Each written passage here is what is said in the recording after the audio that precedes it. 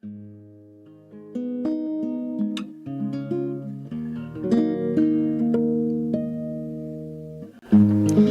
evening and welcome back to Blast from the Past, BBC Nine's possibly most popular but certainly longest running radio series presented by Frankie Paradiso. Tonight it's time for the second edition of Brain of Britain, actually the first edition of this new year. Happy New Year everybody in 2017. And the topic is Shakespeare's Sonnets. Our contestant is Sir Cliff Richard, perhaps a little unexpectedly, a real expert on the sonnets, especially the sub-theme of the fair youth. Sir Cliff, welcome to our studio. Welcome back, because you've been here before performing some of your wonderful ballads. And let's, without any further ado, let's try a few questions. You get 5 questions in a row. And I heard from your assistant from Barbados that you actually know all the sonnets by heart.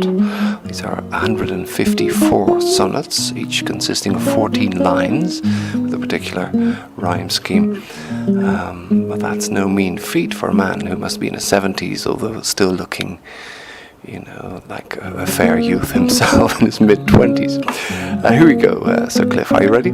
Oh yes, I most certainly am, Frankie, and it's great to be back. I just landed my private heli here in Bandung, and it's wonderful to be in this tropical country from Barbados to Java. I'm all ready.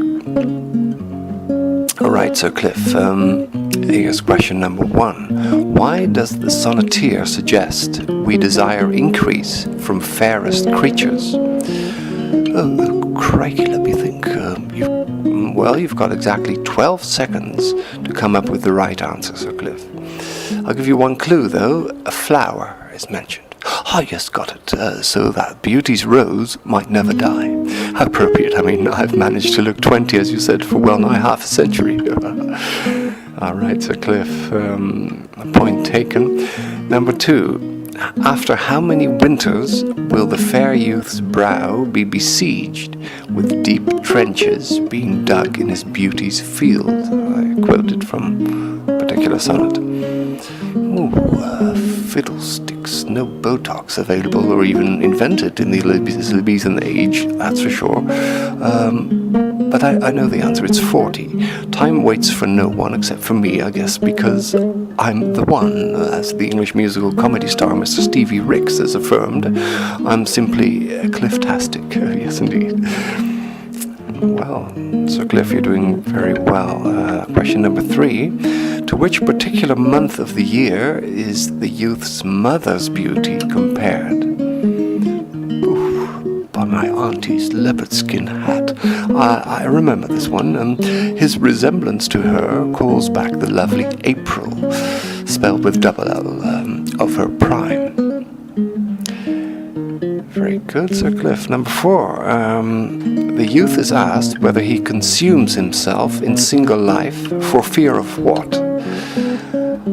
Hang on. It has something to do with eyes. Was it losing his eyesight? No, that was... the answer is to wet a widow's eye, I believe.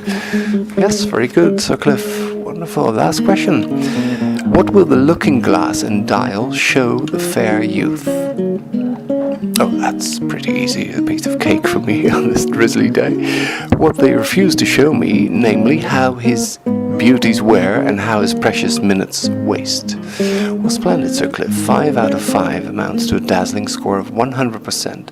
So now it's time for the $64,000 question, so to speak. What particular aristocratic name is hidden or encoded in Sonnet 76, right in the middle of the 154 sonnet, sorry. Oh, it's L.O.E. de Vere, Lord Oxford, Edward de Vere, right below my name, as discovered by Dr. James Ferris. But there's more to it, you know. One would expect this name to occur by chance in 396 million attempts, as has been estimated by Mr. David L. Roper. Using the same division of 448 letters into 32 lines, of 14 letters per line, you'll discover a series of words derived from a vertical pattern, read from bottom to top and vice versa, that refer to the 17th Earl of Oxford's life. And it's I, Sir Cliff, who would like to share this with all Shakespearean scholars around the world, if I may. To be honest, the literary scholar who drew my attention to this fascinating revelation is you, Mr. Frankie Paradiso from Amsterdam, who has also composed and performed quite a few songs based on these sonnets, as most of the music composed for Shakespeare's plays and poetry was deliberately burned by those who suspected him and the great lute composer John Dowland of being crypto-Catholics. Now, if you arrange all these words together, based on Elizabethan English spelling, of course, you get the following text. I wot the goer that Leo drew wed the wog in the fog as tit for tat, living in a sty, drinking from a toy tin. And another paragraph, Leo's idea brings woe to the dam, a ton in a row over Ted, no hail to the 7 gelded rats at sea not seen. Now, if you kind of transmogrify, to use a fancy term, into present-day English, you get the following result. I know the go-getter drawn by Leonardo da Vinci, who married the Italian Earl, which must refer to Edward de Vere, 17th Earl of Oxford, because he introduced the latest fashion and perfume from Italy at the time.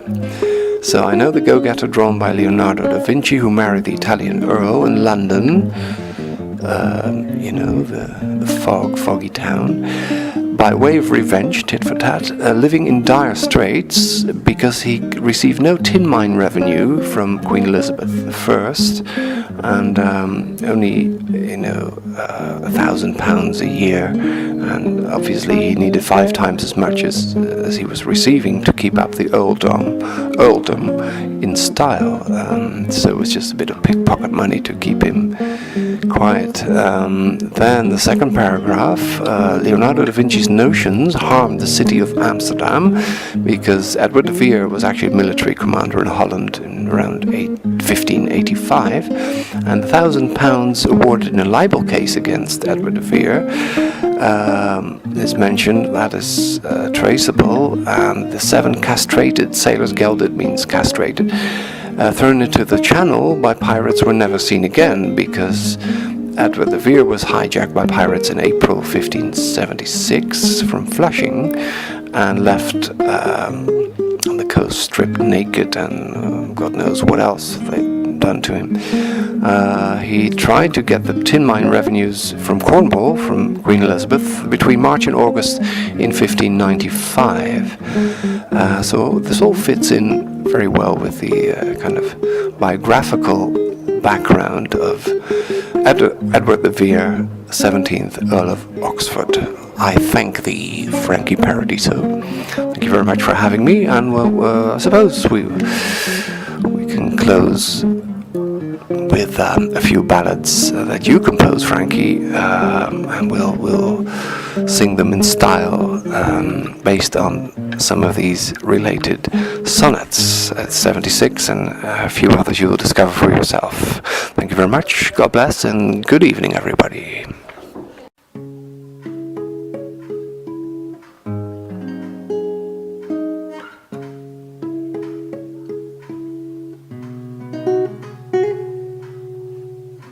Why is my verse so barren of new pride, so far from variation or quick change?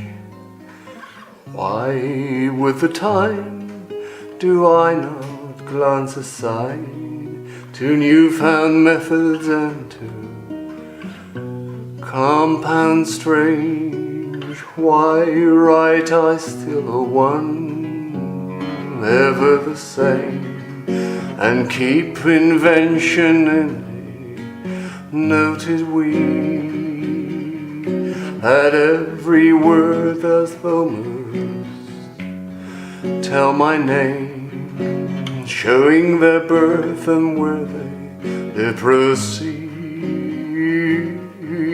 Oh no, sweet love, I always write of you, and you and love are still my argument, so my best is dressing old words anew, spending again what is already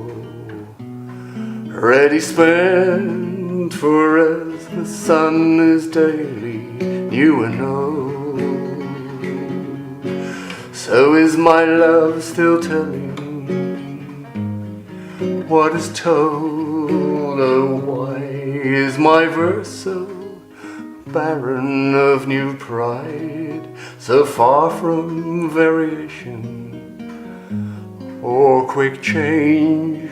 Why, with the time, do I not glance aside to new-found methods and to compound strange? Why write I still one, ever the same?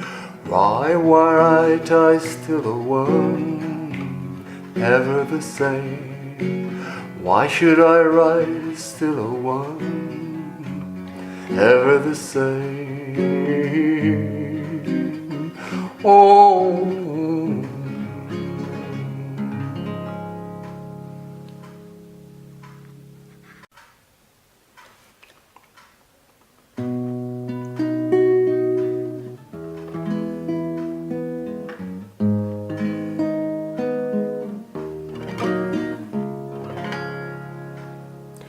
who will believe my verse in time to come, if it were filled with your most high deserts? Yet heaven knows it is but as a tomb which hides your life and shows not half your parts. If I could write the beauty of your eyes, and in fresh numbers number all your graces, the age to come would say this poet lies. Such heavenly touch is never touched earthly faces, oh no. So should my papers yellowed with their age be scorned like old men of less truth than tongue, and your true rights be termed a poet's rage, and stretch meter of an antique song, but were some child of yours alive that time, you should live twice in it, and in my rhyme, yes, in my rhyme, I'll be thine. Who will believe my verse in time to come, if it were filled with your most high deserts? Oh, yet heaven knows it is but as a tomb which hides your life and shows not half your parts. If I could write the beauty of your eyes, and in fresh numbers number all your graces, the age to come would say this poet lies. Such heavenly touches never touched earthly faces, oh no.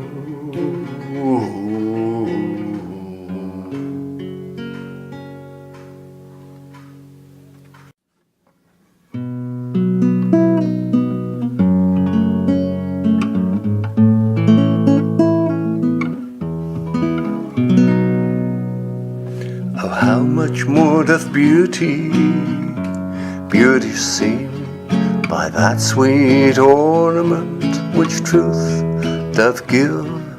The rose looks fair, but fairer we it deem, for that sweet odour which doth in it live. The canker blooms of fullest deeper dye, as the perfume tincture of the roses hang on such thorns and play as wantonly when summer's breath their mask buds discloses, but for their virtue only is their show. They live unwooed and unrespected, fade, die to themselves, sweet roses do not sow. Of their sweet deaths are sweetest odors made, and so of you, beauteous and lovely youth, when that shall fade, my verse distills your truth. And so of you, my beauteous and lovely youth, when that shall fade, my verse distills your truth.